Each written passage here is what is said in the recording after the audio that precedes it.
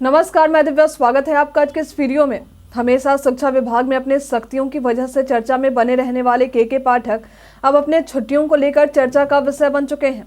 के पाठक द्वारा लिए गए अवकाश 16 जनवरी तक ही थे और 17 जनवरी को शासकीय अवकाश थे। ऐसे में सभी 18 जनवरी तक के इंतजार में थे कि इस दिन के पाठक अपने पद पर वापस आएंगे, लेकिन वे 18 जनवरी को भी अपने पद पर वापस नहीं लौटे। ऐसे में अब के पाठक को लेकर मुख्य सचिव आमिर सुब्हानी का बयान भी सामने आया है। जब आमिर सुब्हानी से के पाठक को लेकर पूछा गया कि वे अपनी ड्यूटी पर वापस कब आएंगे, तो इसे लेकर उन्होंने जवाब दिया कि वे अभी भी अवकाश पर ही रहेंगे। आमिर सुब्हानी ने बताया कि के पाठक ने अपने अवकाश की अवधि बढ़ा दी है। उन्होंने सरकार को 31 जनवरी तक अवकाश बढ़ाने का आवेदन दिया है। आगे सुब्हानी ने बताया कि उनकी तरफ से अवकाश बढ़ाने के जो आवेदन आए हैं वे अभी तक विचाराधीन हैं।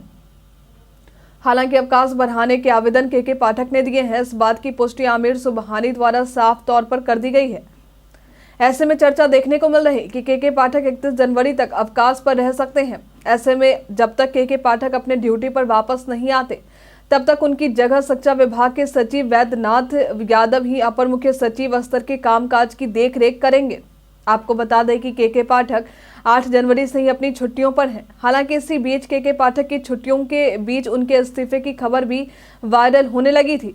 इस्तीफे को लेकर कई लोगों के बीच इस बात की चर्चा भी देखने को मिल रही थी। हालांकि इस्तीफे की खबर अधिक वायरल होने के बाद शिक्षा विभाग ने स्पष्ट किया था कि उन्होंने इस्तीफा नहीं दिया है, वे 16 जनवरी तक छुट्टी पर रहने वाले हैं। हालांकि इसी बीच 17 जनवरी को सरकारी छुट्टी रही। सभी सोच रहे थे कि के पाठक 18 जनवरी को अपनी ड्यूटी पर लौट सकते हैं। इसी बीच खबर सामने आई कि उन्होंने अपने अवकाश बढ़ाने की मांग की है।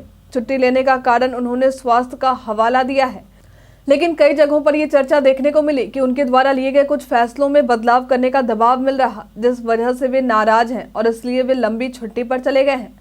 हालांकि वाकई ये मामला है भी या नहीं, ये कहीं से भी अभी स्पष्ट नहीं है। आपको बता दें कि के पाठक ने बिहार में शिक्षा के क्षेत्र में जिस तरह से सख्ती बरती है या बच्चों के हित में जिस तरह से फैसले लेते नजर आ रहे हैं, तभी से सरकारी स्कूलों में अपने बच्चों को पढ़ाने वाले अभिभावकों के अंदर भी एक और आशा की किरण दिखाई देने लगी थी। के पाठक की सख्ती के कारण स्कूलों के समय में सुधार आ गया था।